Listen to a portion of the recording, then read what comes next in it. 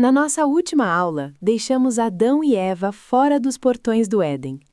Eles perderam o paraíso, mas ainda tinham a vida.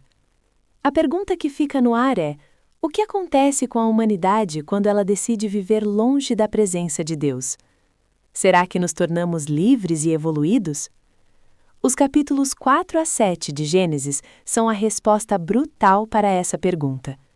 Não é uma história de evolução moral, mas de uma descida vertiginosa ao caos. Hoje nós vamos investigar 3 arquivos polêmicos da história antiga: o primeiro homicídio, a invasão dos filhos de Deus e a engenharia teológica do dilúvio.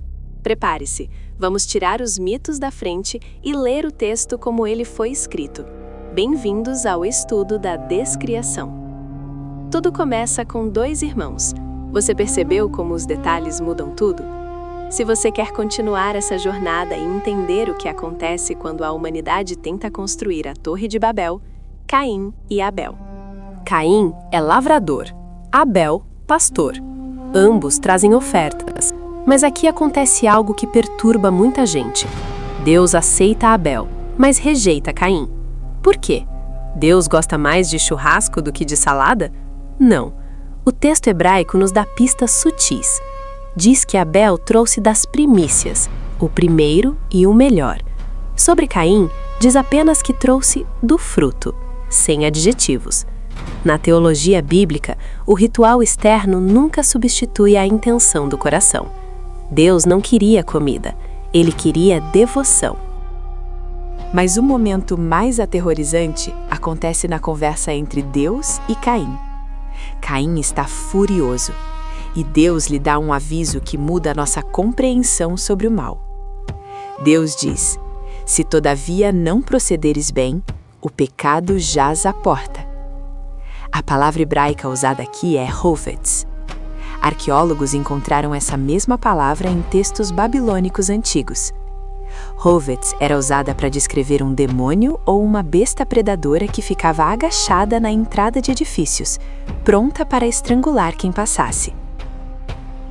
Entenda a profundidade disso. Deus está dizendo a Caim que o pecado não é apenas um erro de cálculo. O pecado é uma entidade predatória, é uma fera viva. Deus diz: o desejo dele é contra ti, mas a ti cumpre dominá-lo. Caim tinha uma escolha: domar a fera ou ser devorado por ela. Nós sabemos o final. Ele convida o irmão para o campo, o primeiro sangue humano mancha o solo. E o que Caim faz depois? Ele não pede perdão, ele reclama da punição. E, ao ser exilado, Caim faz algo intrigante. Ele constrói uma cidade. Pense nisso. O homem que matou o irmão funda a primeira civilização.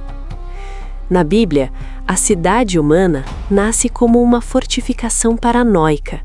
É o homem tentando criar sua própria segurança, seus próprios muros, já que ele rejeitou a proteção de Deus. A cultura humana, metalurgia, música, arquitetura, descrita no capítulo 4, surge de uma linhagem de exilados, tentando fazer a vida funcionar sem o Criador. Chegamos ao texto mais estranho da Bíblia. Viram os filhos de Deus que as filhas dos homens eram formosas e tomaram para si mulheres. Quem são esses filhos de Deus, ou Benei Elohim? E quem são os Nefilim, que nasceram dessa união?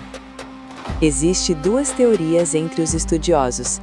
A primeira teoria é os filhos de Sete casando com as filhas de Caim. A segunda é seres angelicais tomaram para si filhas dos homens. O mundo espiritual e o mundo humano se misturaram de uma forma proibida. Nas mitologias gregas e sumérias, histórias de deuses tendo filhos com mulheres eram comuns. Esses filhos eram chamados de heróis, semideuses, homens de renome: Hércules, Gilgamesh, Aquiles. A Bíblia reconhece que esses seres existiram. Ela os chama de Nefilim, que pode significar caídos ou aqueles que fazem cair. Mas a Bíblia inverte o julgamento moral. Enquanto os pagãos adoravam esses híbridos como heróis gloriosos, a Bíblia os chama de anomalias violentas. Houve um nível de violência e corrupção que a terra nunca tinha visto. Diante disso, o texto diz algo que parte o coração. E arrependeu-se o Senhor de ter feito o homem. A palavra hebraica é nakam. Significa respirar profundamente, suspirar de dor. Deus não estava admitindo um erro de cálculo. Ele estava expressando um luto profundo, como um artista que vê sua obra-prima pichada e destruída. A justiça de Deus exigia uma resposta. Se ele não interviesse, o mal, o câncer da violência e dos nefilim, consumiria tudo. Entra em cena o dilúvio. Mas precisamos corrigir nossa imagem da arca. A palavra usada não é navio, é tevá. Sabe onde essa palavra aparece de novo? Apenas na cesta onde o bebê Moisés foi colocado no rio Nilo. Uma tevá não tem leme, não tem vela, não tem motor. É uma caixa. A teologia aqui é visual. Noé não é o capitão do seu destino. Ele está trancado em uma caixa, totalmente dependente da graça de Deus para flutuar sobre o caos. E o dilúvio não foi apenas muita chuva. Lembre-se de Gênesis 1. Deus separou as águas de baixo das águas de cima para criar um espaço habitável.